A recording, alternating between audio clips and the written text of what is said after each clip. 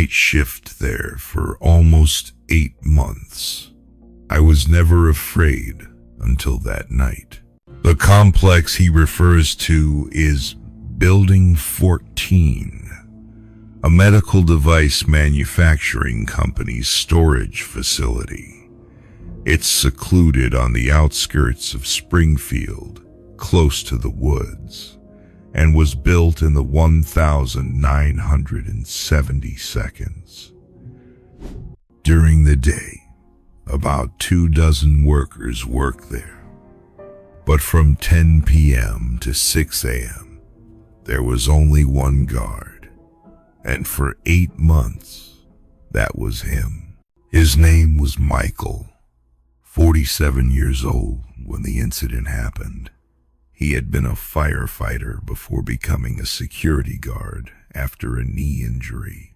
He said he liked the quiet, liked sitting in his booth, listening to the radio, and watching the cameras. His shift started at 10 p.m. Every 2 hours, he had to patrol the entire building, ground floor, basement, old workshop, then back to the security room.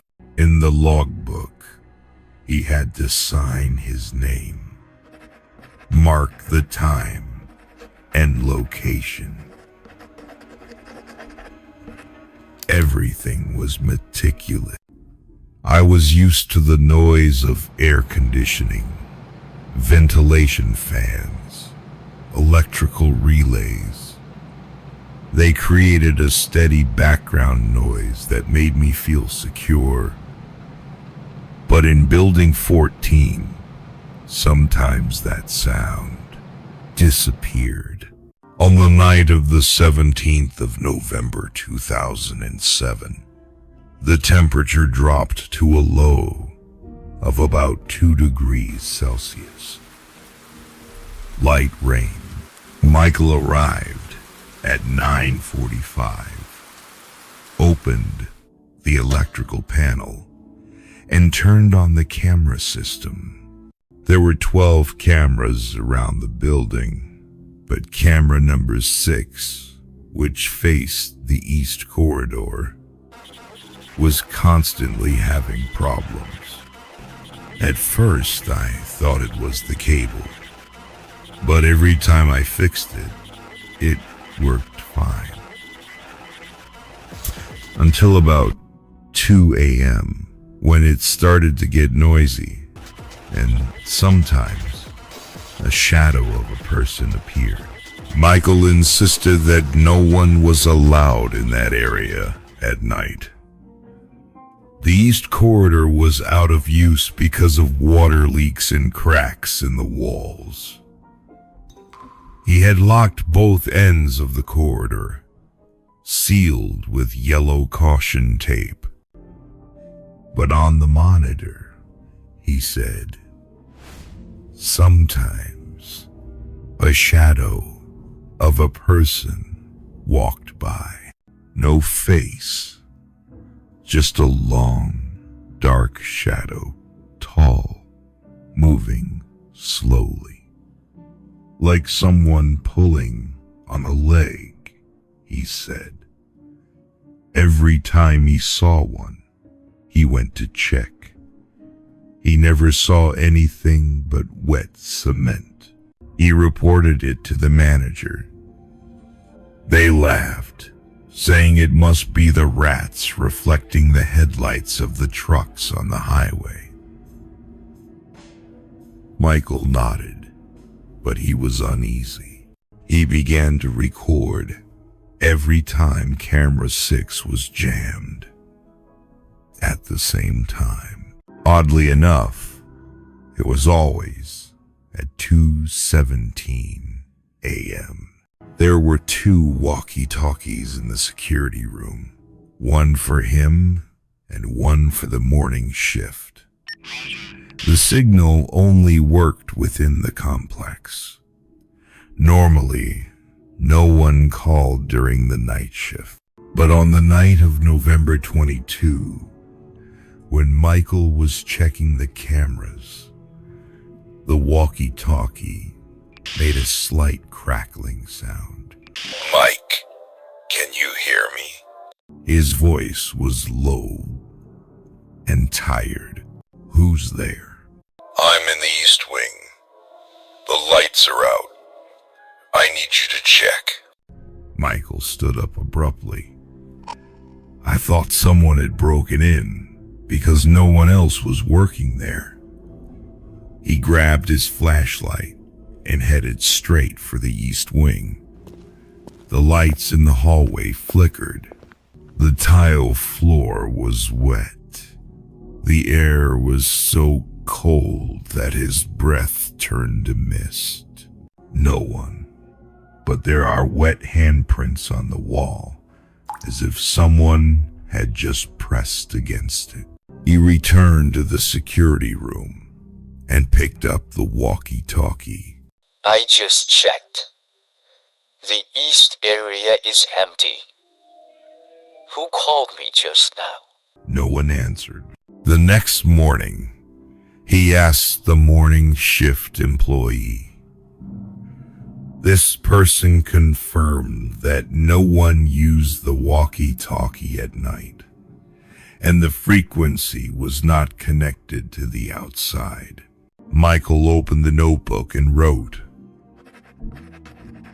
02:17 a.m.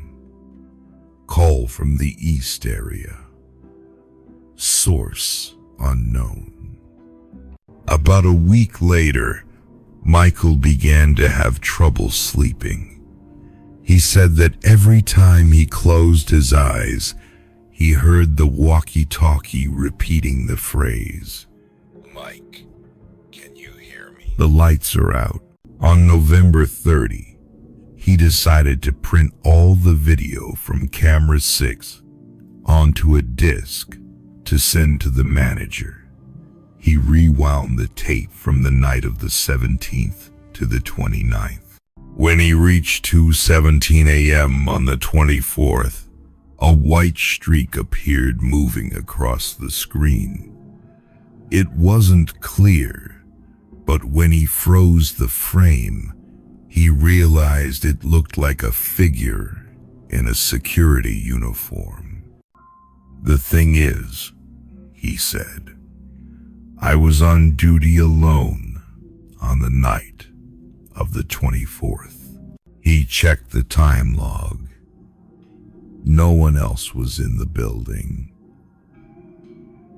He remembered that it was raining heavily that night, and he hadn't left his booth.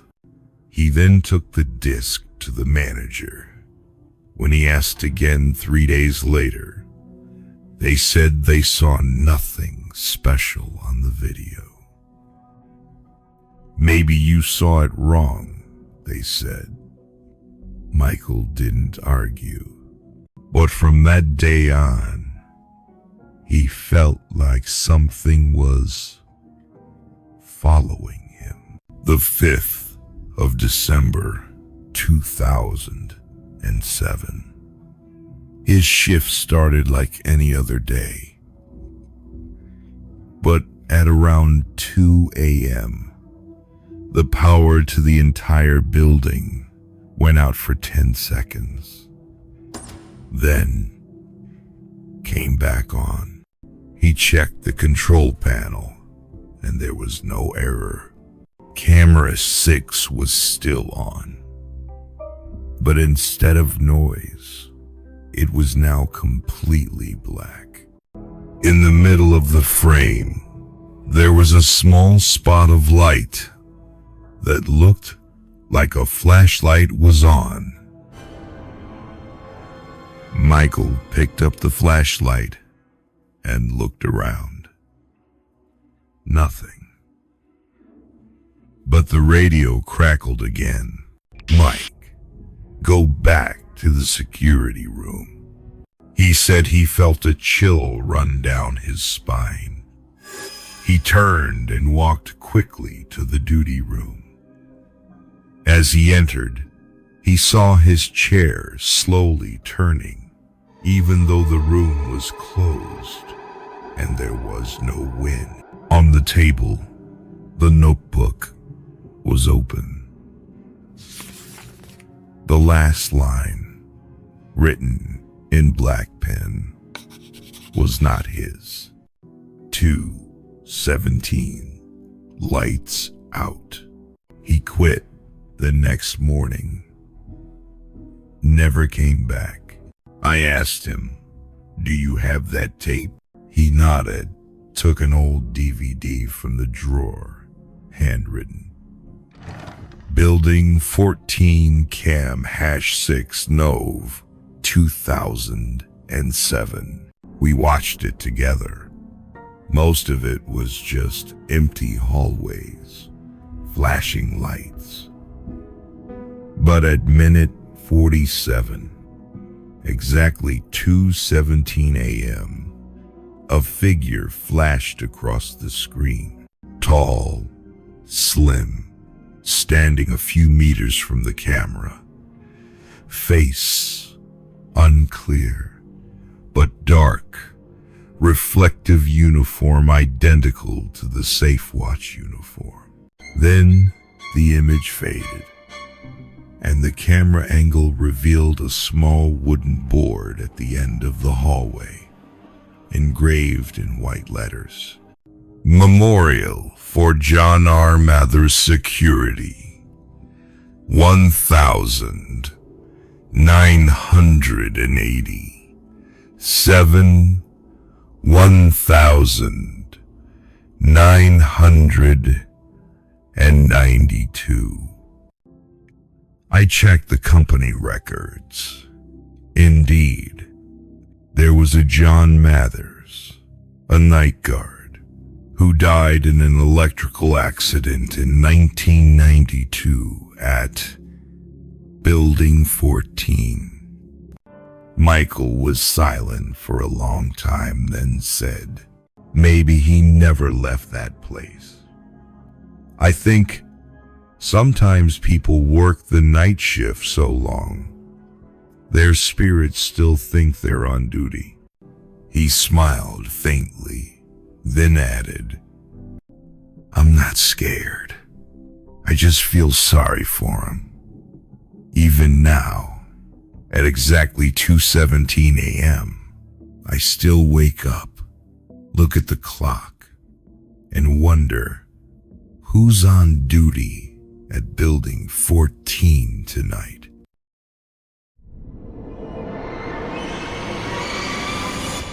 Notes from an interview with Victor Alvarez, 54, a former security guard at a logistics warehouse in Henderson, Nevada.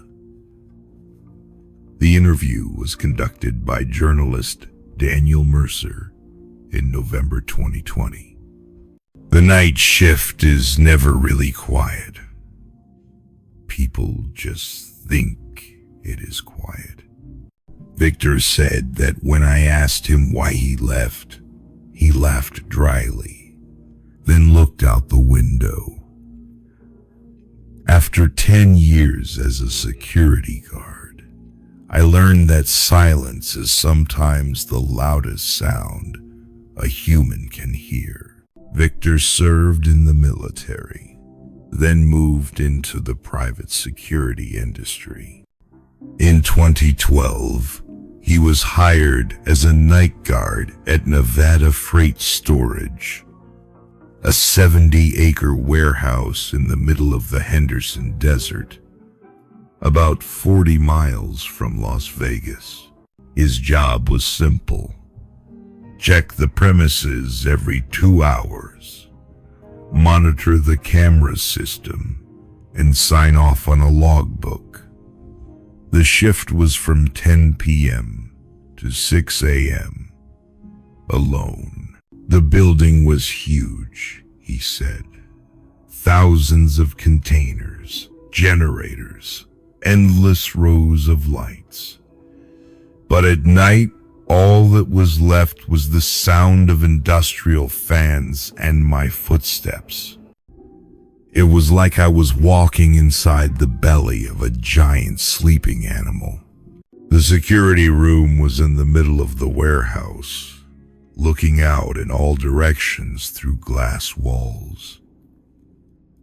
A 24 camera system covered the hallways, the loading bay, and the cold storage. The first night, everything was normal. The second night was the same. But on the third night, he heard the first sound that alerted him. The sound of metal clashing in cold storage area number 4. Area number 4 was the freezer. No one entered after 9 p.m. He grabbed a flashlight and went to check. The temperature in there was only about -2 degrees Celsius. The cold air was thick. Everything was quiet until he heard the clack of metal hitting the floor. In the corner of the warehouse, a gray box fell off a shelf. The lid was open, revealing clear plastic boxes containing silicone models of hands, fingers, and arms, medical training equipment. He sighed, bent down to pick it up. When he closed the lid, he caught a glimpse of a small, wet, cold handprint on the outside of the box. "It's not mine," he said. "I was wearing gloves." He wiped it away, thinking it was probably condensation. Then he went back to his room. But when he checked the cameras on Ward 4, he saw clearly the box had fallen by itself. No one was around. No wind. A few nights later, the camera system began to malfunction.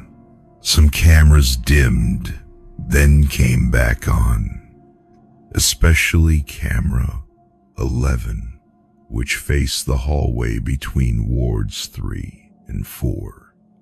Around 3 a.m., Victor said, "I looked at the screen and saw someone standing in the middle of the hallway. I thought someone was working overtime, but the image was a little off.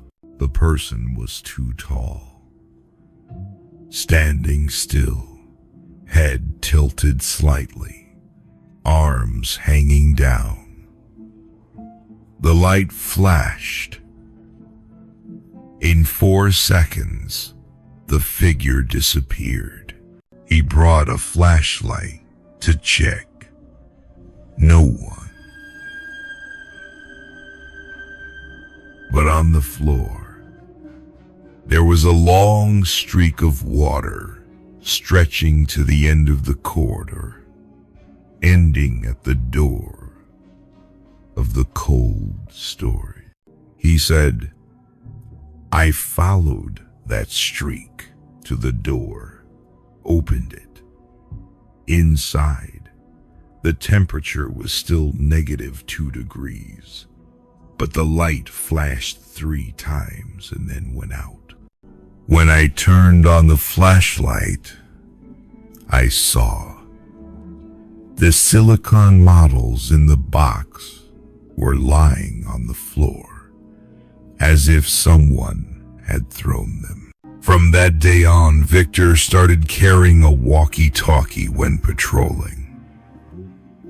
But around 2 a.m., the 14th of February 2012, he heard a crackling sound in his earpiece. Warehouse number 4. Turn on the light. A hoarse, weak voice, as if pulled through an old radio signal. He asked again, "Who is talking?" No one answered. Then the lights in Area 4 really came on, even though the electrical panel was still off. I knew I should call the police, he said, but I couldn't take my eyes off the screen, because in the camera, I saw the door to warehouse 4 slowly open, and then the light inside gradually turned off, as if someone had pulled the switch 1 notch at a time. He took the electric car in the warehouse and drove straight there. When he arrived, the lights were still on, but the door was locked from the inside. I was shown a copy of Victor's diary. The page dated 14 divided by 0, 2 divided by 2012, read, 2:07 a.m. Heard a voice over the walkie-talkie. Unclear. Door 4 locked from the inside. Report to the manager. The next page was torn. Victor said he didn't remember who took the page. The next morning when he reported, the supervisor reviewed the camera video, but all the data from 2 to 2:20 a.m. was corrupted, leaving only a black screen. On the night of February 20, his shift began with a dry, hot desert wind. The electrical system was intermittent. At 1:58 a.m., the entire warehouse lost power. The backup generator kicked in after a few seconds. But during the blackout, Victor said he heard footsteps running from Area 4 to Area 3. Quick, light, and irregular.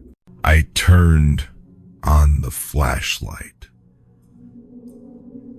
I couldn't see anything. But when the light was passed over the wall, I could see something faintly imprinted in the dust.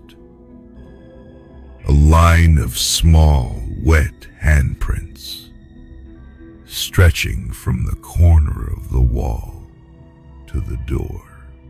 When the power came back, everything was gone.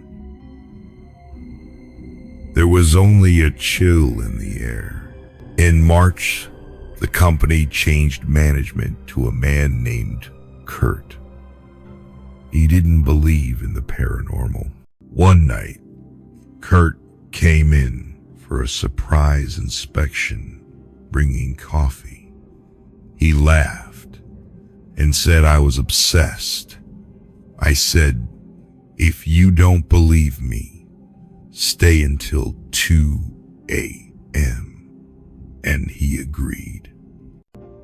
The two of them sat in the security room, watching the camera screen. At exactly 2:07 a.m., camera number 11 flashed. The tall, thin figure appeared again. Kurt stood up. The warehouse staff must have forgotten to turn off the lights. He ran out. Victor followed. When they reached the hallway, the lights were on, but no one was there. They heard the clanging of metal from the cold storage. Kurt went to open the door. Cold air wafted out. The air smelled of iron and rust. Inside, dozens of silicon models stood in neat rows, as if someone had arranged them. Kurt stepped back and said nothing. From then on, he never went to the warehouse at night again. In April 2012, Victor resigned.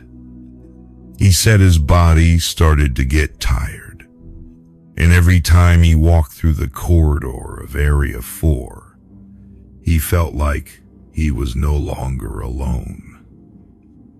2 months later, a small fire broke out in the warehouse.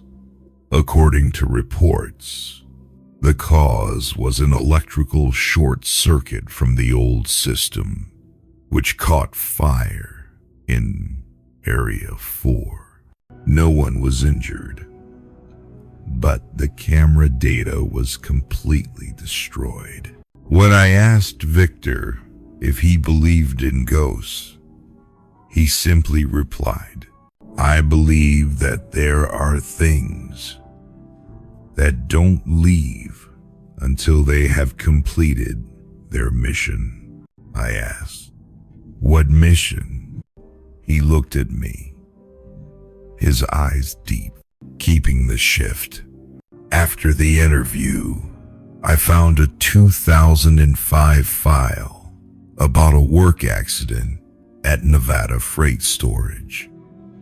A technician was trapped in cold storage room 4 when the door closed by itself, suffocating because of the automatic locking system.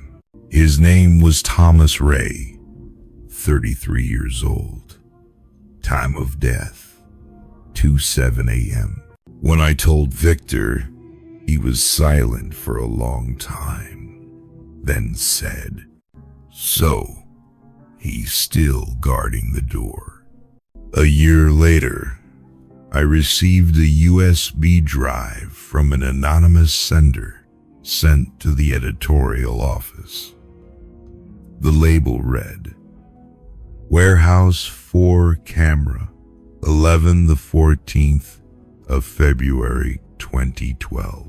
The video was 4 minutes long, with no sound. The first minute was an empty hallway. The second minute, the lights were flashing. The third minute, a figure appeared. Tall, thin, standing still, his hand touching the wall.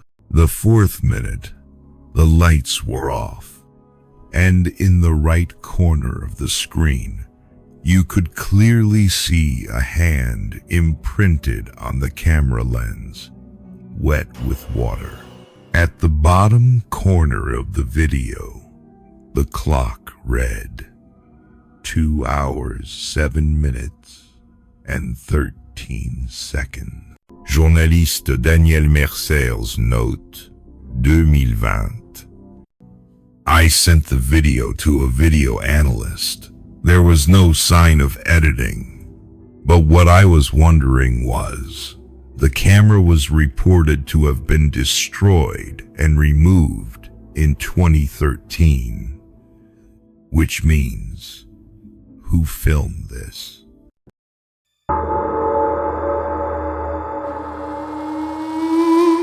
Document collected by journalist Daniel Mercer, 2021. The narrator is a night security guard at Mercy Hospital in Philadelphia. He asked to remain anonymous, using only the alias R. The interview was recorded in a hoarse, broken voice, interrupted several times by pauses for breath. When asked why he left, he simply said, "I can't go down to the basement anymore." Mercy Hospital is an old building built in the early 20th century. After several mergers and renovations, most of the old building has been vacated, leaving only the main building used as a community health center. But the basement, which houses equipment, records, and the old electrical room, has remained the same since the 1960 seconds. I took the night shift there in 2016, R said. It was a simple job, Lock the doors, check the system, and make sure no one wandered into the basement. It sounded easy, but Mercy had a very distinct smell. Not just the smell of disinfectant, but also the smell of time.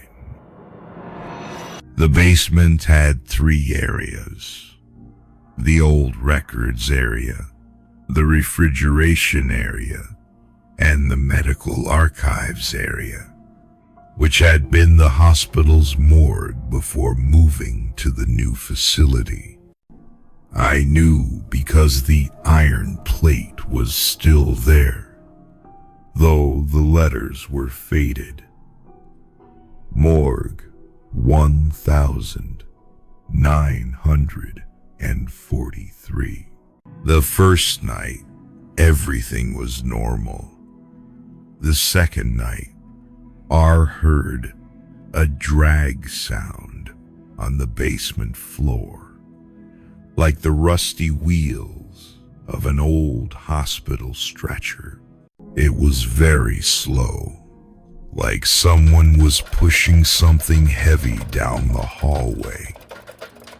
I used a flashlight, but I couldn't see anything but peeling paint and old pipes. He reported it to the engineering manager. They said the pipes must have expanded or contracted due to the heat. He nodded, but he heard it every night. At first distant, then closer. By Saturday night, the sound stopped just behind the medical archives door. The door was locked, but when I turned on the light, the crack in the door was open, and I saw a very faint blue light inside. It didn't look like a light, but like a reflection of cold metal. The hospital required security guards to keep a patrol log. R followed every step. On the 12th of August 2016, he wrote, 1:42 a.m. sound of metal rolling in the basement. Archives, door closed, dim light. Report to the technician. August 13. 2 a.m. Heard a slight screech, like an iron door opening. Went down to check. Door still locked. Very strong smell of disinfectant. No one there. August 15. Heard whispering from the hallway of the archives area, like a voice speaking quickly, unclear words. When he arrived, the fan was off. When he reported it, the manager decided to install an additional security camera in the basement, right at the corner of the corridor connecting the refrigeration area and the storage area. They told R to just turn on the recording every night and save the file. For the first week, nothing unusual happened. Until the morning of August 21, R reviewed the video at 2:11 a.m. On the screen, the hallway light was dim. No one moved. But at the 17th second, a white shadow passed by, so fast that only the hem of the patient's shirt could be seen. The lights flickered, then the camera was noisy. When restored, the angle of view was slightly off, as if someone had bumped the lens. He showed the video to the supervisor. They said it was probably dust reflecting the light, or the camera was faulty. But R insisted it was a person, and they were walking barefoot. On the evening of August 23, he went to check the refrigeration area.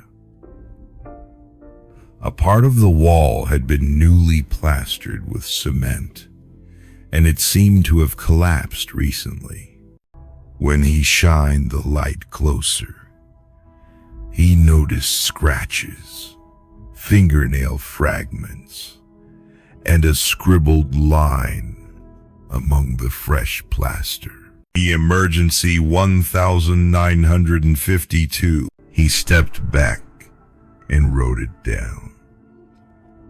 But when he returned to the security room, he saw that the basement light was still on, even though the electrical panel had been turned off. I turned on the camera and saw that the hallway was empty. But something had changed. The metal chair in front of the storage room was no longer in its original place. It was lying in the middle of the hallway, as if someone had pulled it out. The Mercy basement had an old speaker system connected to the central PA room. No one used it for the night shift. But on the night of August 25, while R was writing in the book, the speaker suddenly started to crackle, and then a male voice rang out. The basement needs help moving the body. R stood up. He recognized that voice.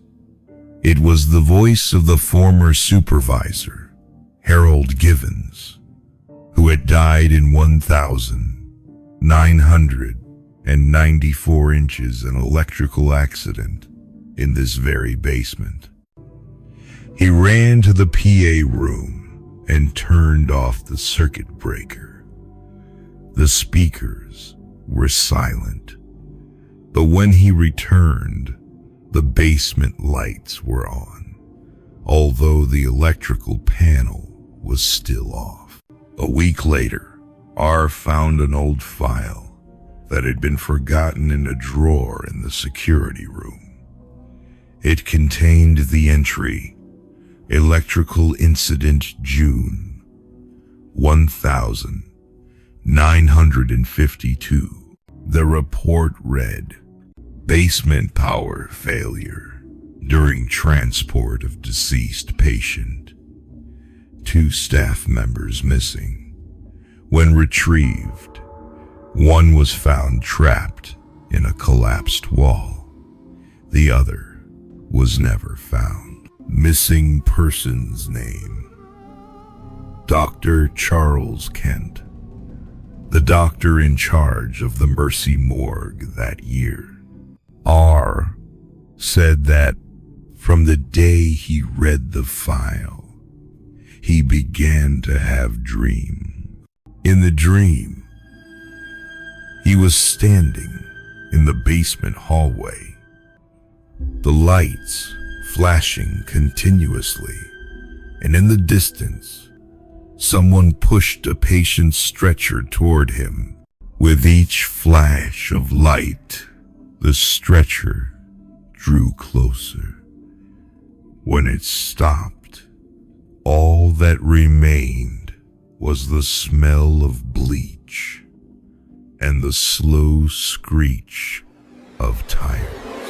On the night of the 31st of August 2016, R arrived later than usual for his shift. Heavy rain caused a partial power outage in the city. The hospital turned on its backup generator. The entire camera system in the basement was turned off. At about 1:40, I heard the speakers turn on. Then the sound of wind blowing through the ducts. When I went down to the basement, all the lights were on, and there was a sound like wind, but not wind. He gradually approached the storage area. The door was ajar. A dim blue light shone from inside. There was a stretcher in the middle of the room. No one was there. I was about to step forward when the door behind me slammed shut. The lights kept flashing. On the wall, my shadow and another shadow. Teller standing close by head pole. He tried to open the door, but the handle was cold. The light was off. In the darkness, he heard a slow, dragging sound close to his feet, and a voice whispered right behind his ear. Take me up, up. When the lights came back on, the stretcher was empty. The door opened. He ran away. Mark quit the next day. But the story wasn't over. A month later, a new guard named Marcus Hill took over his shift. The first 3 nights were uneventful. On the 4th night, Marcus reported hearing a loudspeaker in the basement, playing over and over again. Basement, need help, moving bodies. He thought it was a joke. But the next morning, the recording system automatically recorded a radio signal at 2:03 a.m. at a low pitch. Frequency analysis showed the signal came from the basement's internal speakers, not the central PA room. In 2020, when I went to Mercy to check the records, the hospital had removed the entire old basement during renovations. But in the archives was a VHS tape labeled Security Basement Feed, AUG 2016. The tape is 17 minutes long. From minute 14 onwards, a flashing green light and a figure in a white blouse can be seen, standing motionless in the middle of the hallway. The image does not show the face, but on the chest of the blouse, there is a name tag that reflects the letters C. Kent. At minute 16, the figure steps back into the darkness, then disappears. In the corner of the screen, the clock reads 1 hours, 57 minutes, and 3 seconds. The 31st of August, 2016. I can't confirm the authenticity of the video, but hospital records confirm that a doctor named Charles Kent did indeed go missing in 1,952 inches of basement wall collapse. The incident has never been cleared up. Mercy Hospital, for more than 60 years, has had a policy of not allowing night shift workers to be alone in the basement. When asked by employee R, he said, "If you want to know what really happened, go down there at 2 a.m. Don't take the elevator. It only goes down, not up.